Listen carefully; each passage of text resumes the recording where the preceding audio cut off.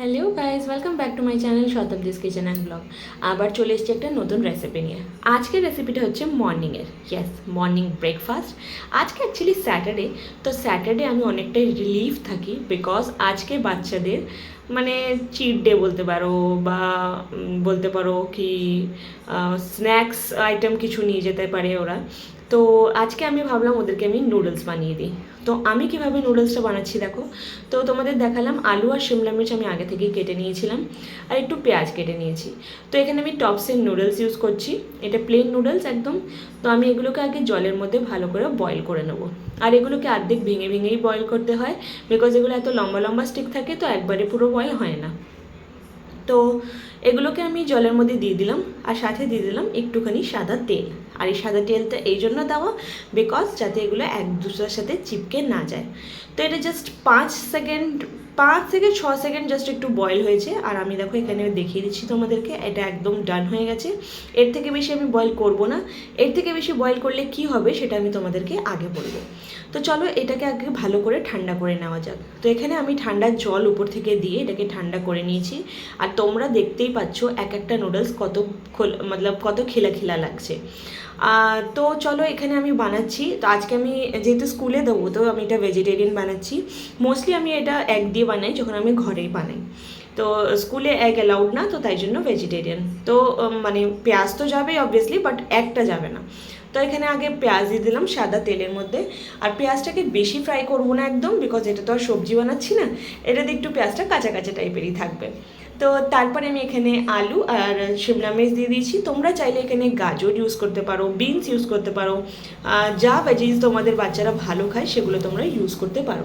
তো আমার কাছে এখন এই ভেজিসই ছিল, আলু আর শিমলা মির্চি ছিল, তো আমি এটাই ইউজ করলাম।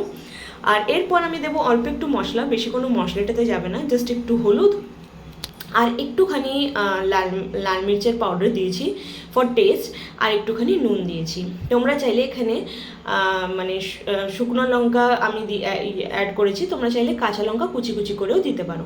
আর একটুখানি জাস্ট জল দিয়ে এটা 2 মিনিট ঢেকে দিলাম, যাতে আলু আর শিমলা মির্চটা একটু নরম হয়ে যায়। তো দেখো দেখতেই পাচ্ছ এখানে আলু আর শিমলা মির্চ আমার নরম হয়ে গেছে, আমি চেক করে নিচ্ছি একবার। আর এরপরে আমি নুডলসগুলোকে এটার মধ্যে অ্যাড করে দেবো। আর আমি নুডলস যে বানাই, আমি তোমাদেরকে বলে রাখি, আমি নুডলসে কোনো রকমের সয়া সস, ভিনিগার কিছু অ্যাড করি না, বিকজ ওগুলো অ্যাড করলে অনেক বেশি রিচ টাইপের লাগে চাউমিনটা বা নুডলসটা খেতে। তোমরা একবার এরমভাবে ঘরে ট্রাই করে দেখো। এটাতে জাস্ট একটু অরিগানো আর চিলি ফ্লেক্স দিলাম, আর কিচ্ছু দেবো না। নুন উপর থেকে একবার টেস্ট করে দেখে নেবো, যদি কম থাকে তো আর একটু অ্যাড করবো। বাকি আর কোনো মশলা যাবে না এটাতে। এটা এরম খেতে কিন্তু খুব দারুণ লাগে। আর আমার ঘরে কেউই সয়া সসের চাউমিনটা পছন্দ করে না, সয়া সস যেটাতে দেওয়া থাকে ওই চাউমিনটা পছন্দ করে না। বাইরের চাউমিন আমরা অনেক কম খাই, বেশিরভাগ ঘরেই বানিয়ে এরম করে খাই। তো এটা একটুখানি মিক্স করতে আমার টাইম লাগবে। তো আমি দেখো তোমাদেরকে দেখিয়ে দিচ্ছি আমি কিভাবে এটা মিক্স করি। আমি একটা খুন্তি নিয়েছি এখানে, আর সাথে নিয়েছি এখানে একটা ফোক। আর এই দুটো দিয়ে যেমন বাইরে চাউমিন নাড়ায় না চাউমিনওয়ালারা, ওইরকম করে একটু জাস্ট মিক্স করে দিচ্ছি, বিকজ নালে এটা মিক্স হতে পারে না। আর বেশি কোয়ান্টিটিতে বানাচ্ছি, আজকে ভাবলাম বাচ্চাদের দেবো, তো মর্নিং ব্রেকফাস্ট আজকে স্যাটারডে আমরাও এটা করব, বিকজ আজকে ননিরও ছুটি, তো আমাদের মর্নিং ব্রেকফাস্টও এটাই।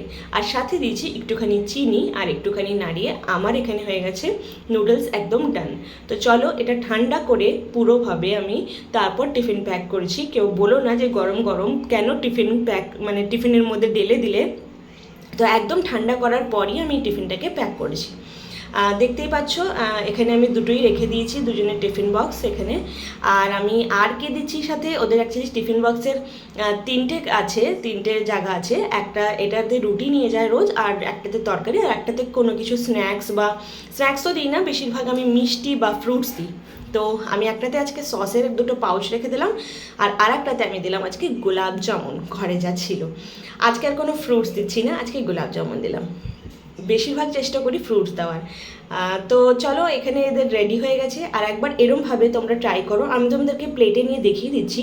আমার নুডলস কিন্তু একদম স্টিকি হয়নি, দেখো দেখতেই পাচ্ছ, বিকজ তাই জন্য আমি বলেছিলাম 5 থেকে 6 সেকেন্ড এটাকে জাস্ট বয়েল করতে হবে। এর থেকে বেশি বয়েল করলে কিন্তু একদম এগুলো স্টিকি ফর্মে হয়ে যাবে, আর খেতেও একদম বাজে লাগবে। তো রেসিপিটা ট্রাই করো আর আমাকে জানাও কেমন লাগলো।